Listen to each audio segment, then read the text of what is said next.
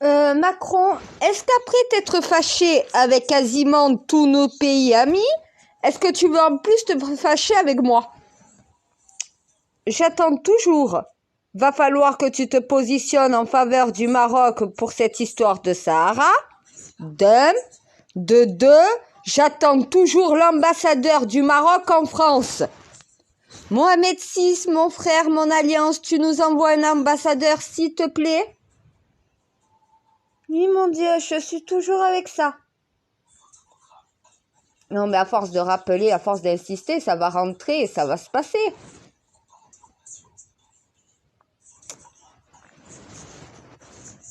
Il va falloir reprendre des liens. Voilà, c'est ça.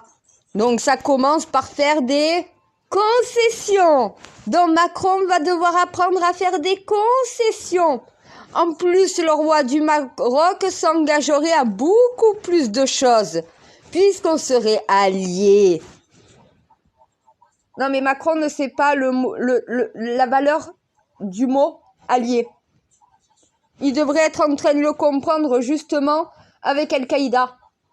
Il a la chance que j'ai une alliance avec Al-Qaïda et que ça soit pas les Français et les églises, les synagogues et les mosquées qui seront ciblés. J'ai une alliance qui permet de protéger la majorité de la population. Après, gouvernement contre gouvernement, vous vous démerdez, hein. À un moment donné, à toi de protéger tes policiers maintenant. Moi, j'ai protégé le maximum que j'ai pu. À un moment donné, il reste une petite partie. Ça, c'est la tienne, c'est ta charge.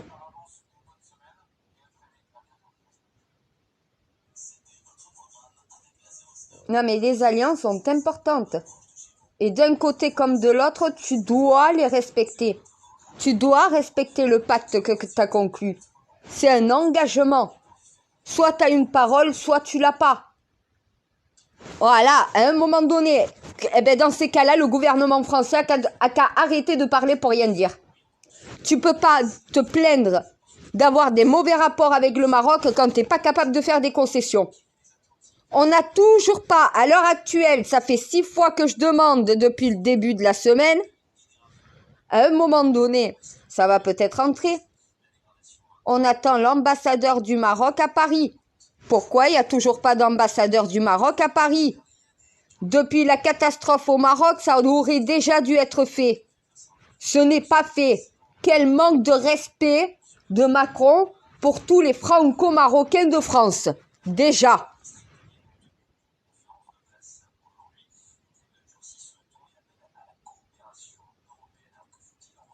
Oui, mais le roi du Maroc me dit, moi, il n'y a pas eu de concession. Non, je ne vais pas envoyer un ambassadeur. Et Macron, il faut qu'il fasse la concession sur le Sahara pour qu'au final, un ambassadeur puisse revenir et que des liens puissent être recréés. Il faut faire un pas. Ah ben, les Algériens, ils ont déjà beaucoup d'accords avec nous. Voilà, on ne peut pas servir tout le monde, on ne peut pas contenter tout le monde. À un moment donné, je suis désolée, avec tout ce qu'on a avancé envers l'Algérie, les tensions avec l'Algérie sont quand même, hein. À un moment donné, avec le roi du Maroc, tu te positionnes en sa faveur, il n'y a plus de problème. Quasiment plus. Oui, après, il y a toujours les problèmes d'arriver à se comprendre. Ah, mais c'est aux antipodes l'un de l'autre. Le roi du Maroc et Macron, c'est le jour et la nuit. Mon Dieu, chaque fois tu me mets les opposés extrêmes. Hein. Macron et le comportement macroniste, et le roi du Maroc et le comportement royaliste. Mais c'est le jour et la nuit. Voilà. C'est comme tu m'as mis en cavalier, Mélenchon à gauche, Marine Le Pen à droite. Mais c'est le jour et la nuit. Et moi, je suis le cul entre deux chaises. Non, mais je commence à avoir mal au cul, oui. Voilà, c'est ça. Je commence à avoir des traits, tu sais, sur les deux fesses, tellement que j'ai le cul entre deux chaises. Non, mais c'est toujours les extrêmes. C'est vraiment les opposés, mais le jour et la nuit. Regarde le roi du Maroc. Regarde comment il se comporte, comment il s'exprime.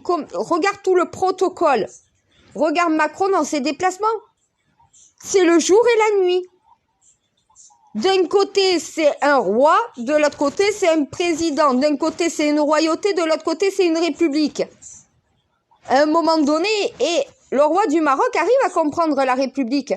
Mais a priori, Macron ne comprend pas ce que c'est le royalisme.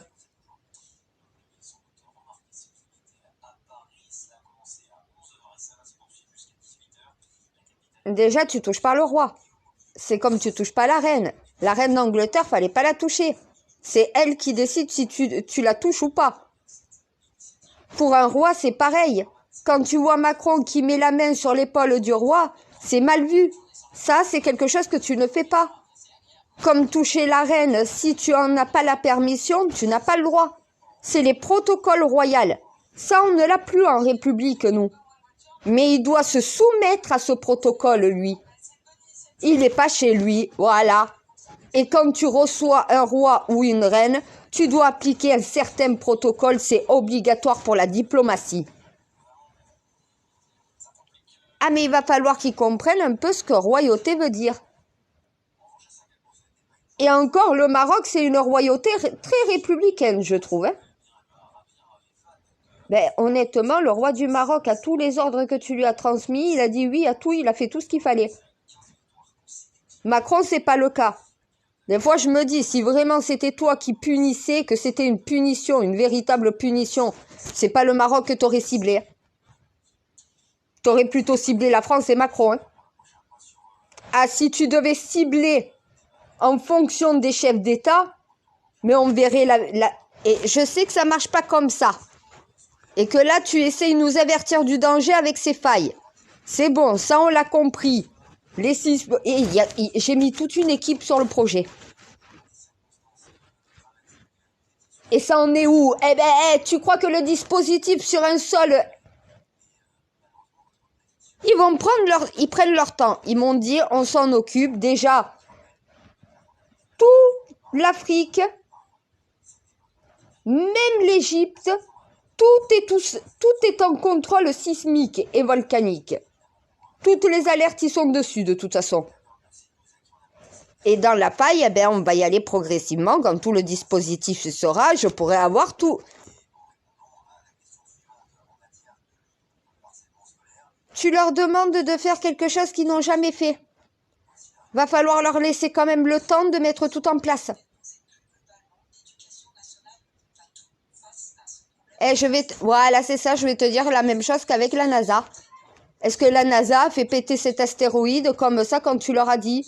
Non, ils ont pris du temps. Ben là, ça va être pareil.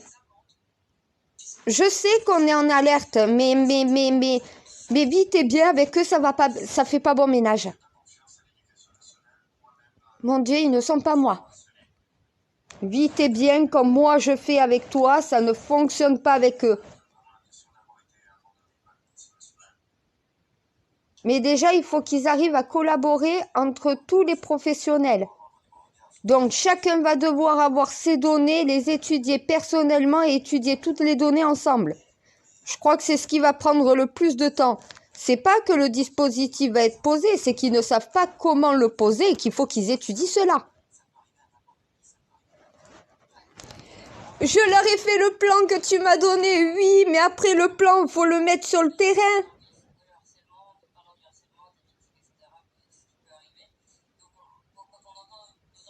Mon Dieu, ils m'ont dit, arrête de nous presser. On ne peut pas aller plus vite. On fait ce qu'on peut, avec les moyens qu'on a. Et ils ont peur de faire une connerie en allant trop vite, en touchant au sol. Et je leur ai dit que de toute façon, avant qu'ils fassent une réelle connerie, il faut vraiment qu'ils fassent tout péter de la façon qu'il faut pas.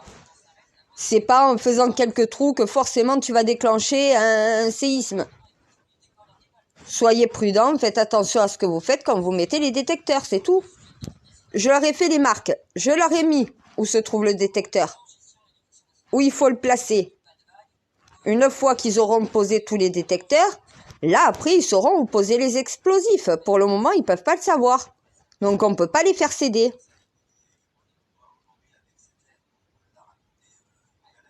Ben, on voudrait pas créer des répliques, en fait. Voilà ce qu'ils m'ont dit. Ils trouvent que c'est trop tôt par rapport à ce qu'ils viennent d'avoir en Libye et en Syrie. Ils se disent la faille si on la réactive. Ben, bien sûr, mon Dieu, qu'ils ont peur. Mais leur peur, ça va pas les empêcher d'agir, mais ça va leur permettre d'y aller avec sécurité et sûreté. Tu veux pas non plus que j'y aille et que moi je le pose, le dispositif? Tu sais quand même que même moi je pourrais pas sans toutes les données?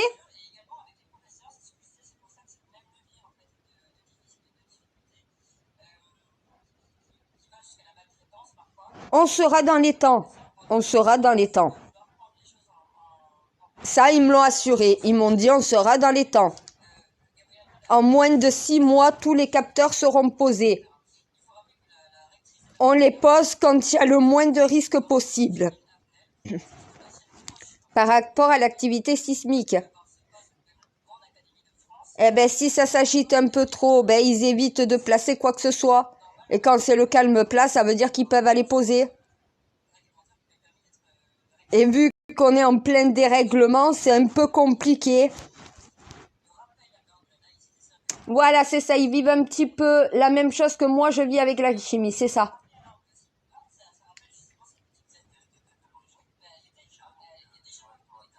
Ben parce que cette faille est menaçante. Ça va finir par une séparation d'eux. Donc, ils m'ont dit on va la faire péter, mais on va pas faire n'importe quoi non plus. Et tu devrais être content, ils sont prudents.